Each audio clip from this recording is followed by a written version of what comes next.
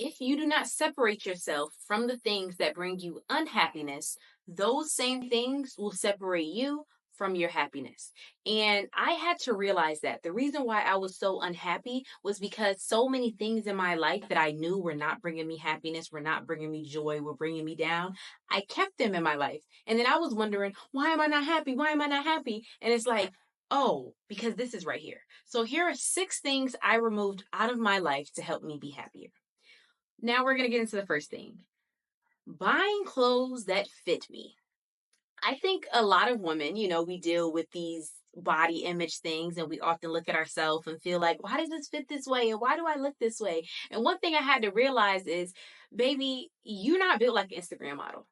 Unfortunately, a lot of people are buying into this idea that you have to dress a certain way and you like the whole baddie aesthetic and things of that sort.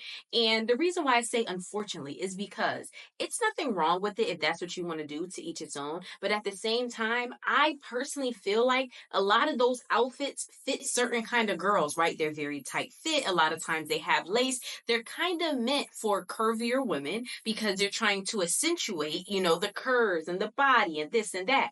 And I sometimes will try to wear some of that stuff.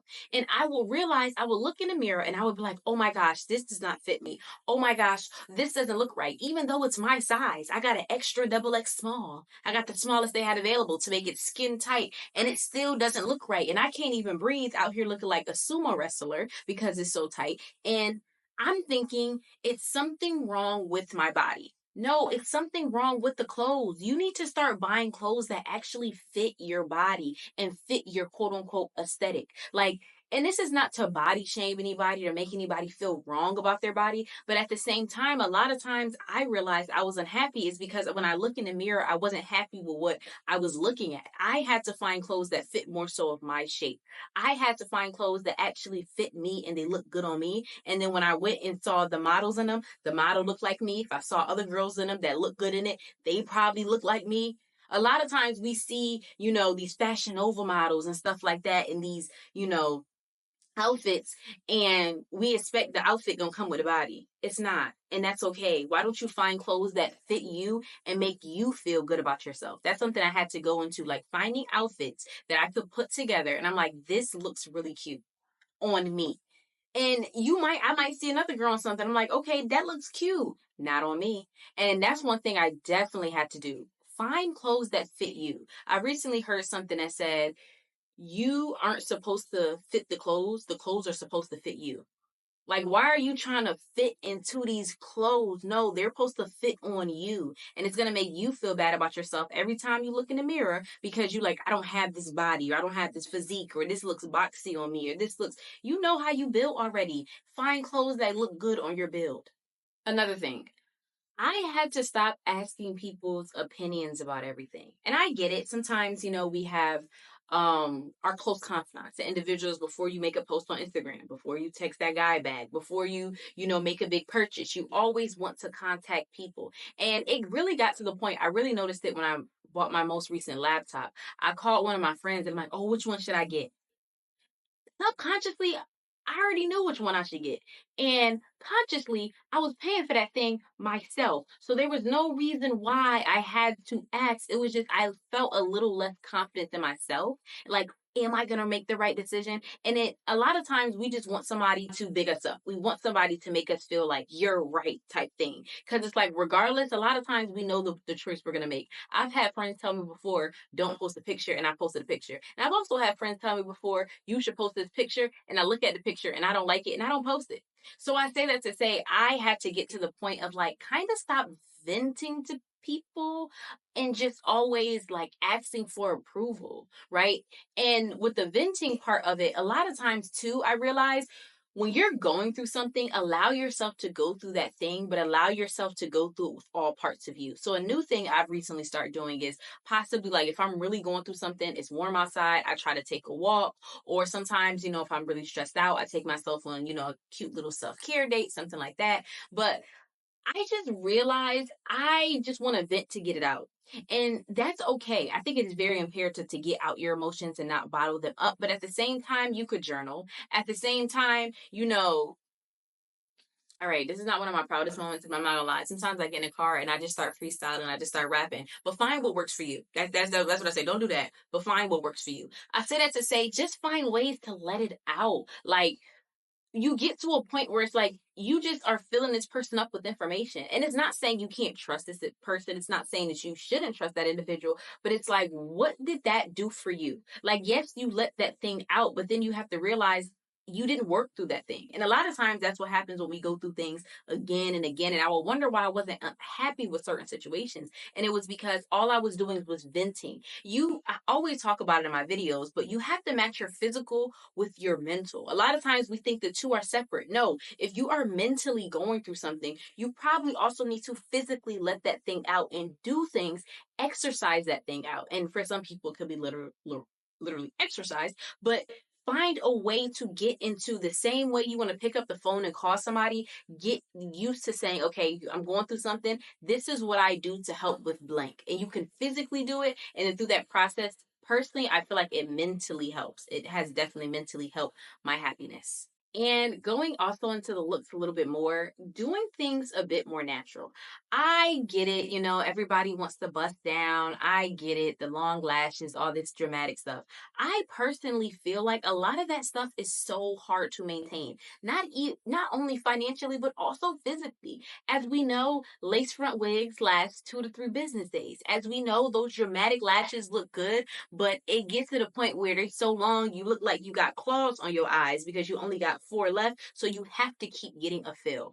I don't get me wrong. I still wear, bundles. I still do lashes and stuff like that. But I don't know. Me personally, I feel like doing less dramatic things and more so doing things that don't need as much maintenance just made me happier throughout my day. It takes me a lot less time to get ready in the morning. Personally, I feel like it gives more of a natural look because another thing I realized is when I would take a lot of that stuff off, I would look at myself and not be happy because I was a whole different person. Like literally when y'all be wearing them lace wigs, everybody know the eye lift they give you, right? When they put that lace on, they give you that little eye lift and it make you feel like that's really how your eyes look. And it's just so many things that I realized it's okay to keep up with yourself. I definitely do recommend to keep up with your appearance, but at the same time, I realized doing it in a more natural way. Like now I wear U-part wigs and sew-ins and stuff like that. I can still see my hair.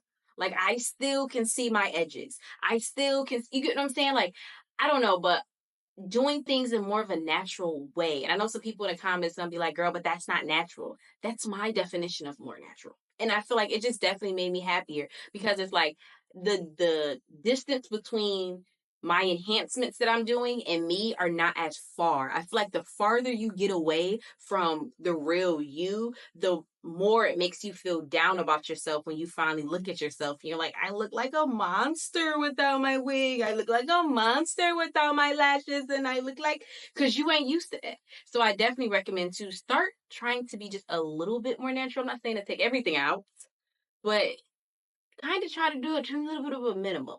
Now, getting into my day to day, things that definitely made me happier. Stop hitting the snooze button in the morning. And this for a multitude of reasons.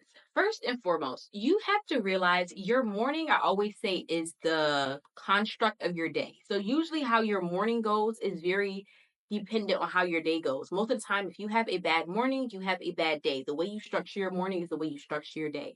And it's some psychology behind it, too, right? So, you have to realize when you are hitting the snooze button in the morning, you're basically telling yourself, I know I was supposed to do this thing, but I don't want to, which is kind of setting you up throughout the day to feel like, I don't want to do this. I don't want to do that because the first thing you were supposed to do that day, which wake up, you didn't do. Another thing, it actually scientifically makes you feel a lot more groggy and makes you want to do less things because of something called sleep inertia. So basically, when you go to sleep, every 90 to 110 minutes, your body goes through different cycles, right? Throughout the time you're asleep, you're not conscious, so you're not aware of that. I say that to say, when you hit the snooze button and you go back to sleep, your body thinks it's going back into a deep sleep. Your body doesn't know 15 minutes more, 20 minutes more, 10 minutes more. It thinks it's going back into sleep inertia. So your body gets back into sleep mode for another 90 to 110 minutes. Usually you probably wake up before then. So when you wake up, you're feeling a lot more groggy. You're feeling a lot more sluggish for the simple fact that your body is still in sleep mode. But the worst part about that is even though sleep inertia lasts 90 to 10 minutes, your body is now out of whack.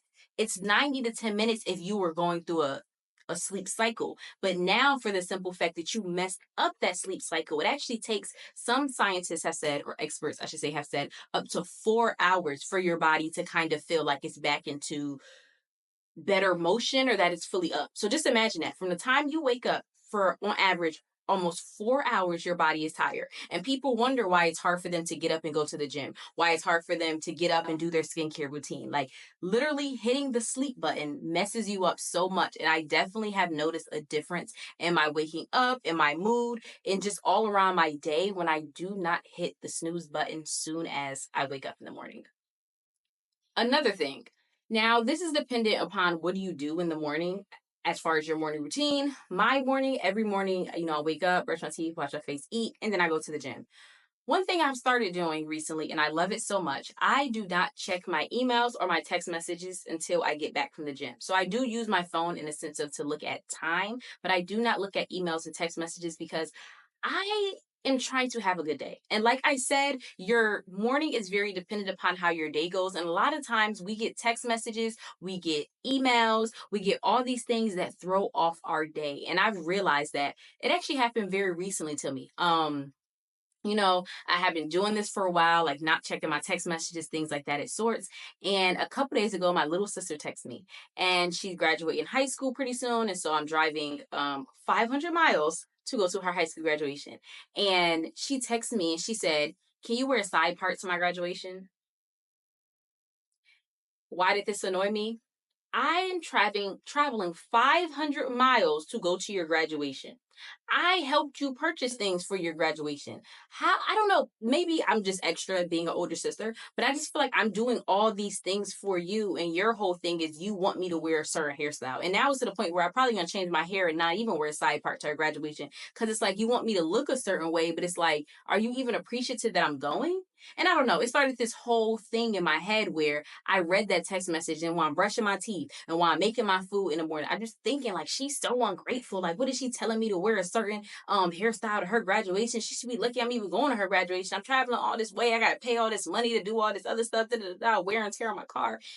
And then by the time I really realized where I was in thoughts, I was already at the gym, and I realized my entire morning was focused on what this little girl had texted me that night before, but I wasn't even supposed to read that until I left the gym. And I say that to say a lot of times the things that are in your inbox, the things that are in your text messages, they are going to adjust your day no matter how whatever it is. And I say that to say don't play it with luck. Like, don't be like, I might get some good text messages. I might get a good email. No, I don't even play with it. If it's good, if it's good. If it's not, it's not. But what I'm going to do is make sure every morning I have a good morning. And why do I know I have a good morning? Because I set my intention to have a good morning, and I do not allow anything from the outside perimeter into my space that can affect me to not have a good morning. And I don't know, that's just something that I do that definitely helps me like stay happy throughout my day. And I just feel like I've noticed it helps me keep that happiness longer. Like even when I do get a text message or email or something, it's kind of like I already woke up, I already worked out, I already feel good, got dopamine flowing, serotonin, all those good chemicals going. And it's like, all right, like, okay, I'll deal with this. I'll deal with that. It just, I don't know, puts me in a better perspective because it was like, I can say I created my morning and no one else was able to do that for me. And the final thing that I had to stop doing was rewarding myself with bad things. I was always that girl that'd be like, oh, I've had a long week. Let me go out and do this with my friends. Or, oh, I had a long week. I deserve this cake. Or I deserve this. Or I deserve that. And it was always was something that was not good for me. And a lot of us do it. You'll go to the gym and your reward for the gym would be takeout. Why is you getting this food with all this grease, all this fat, and that's your reward? Or your reward, I've even seen people be like, oh, they're going for drinks after the gym.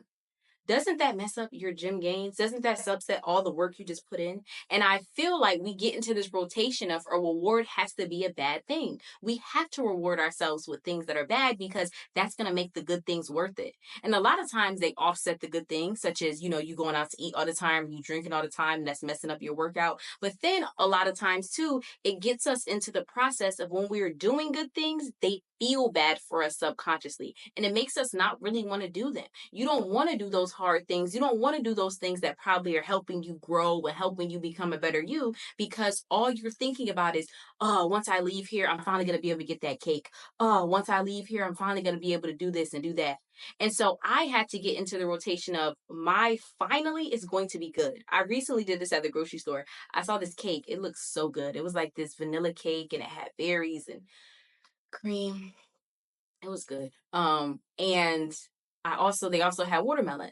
And my reward to myself was the watermelon. Now, usually I don't buy watermelon because it is pricey, like the cut up watermelon, but they were the same price. And the watermelon definitely lasted longer. And I just felt good about myself because I'm like, you know what? I rewarded myself with something good and it tastes good. And I honestly forgot about the cake. Like I was not thinking about it because I did put something as a reward. I'm not saying for you not to give yourself a reward, but start figuring out rewards that can substitute the bad rewards.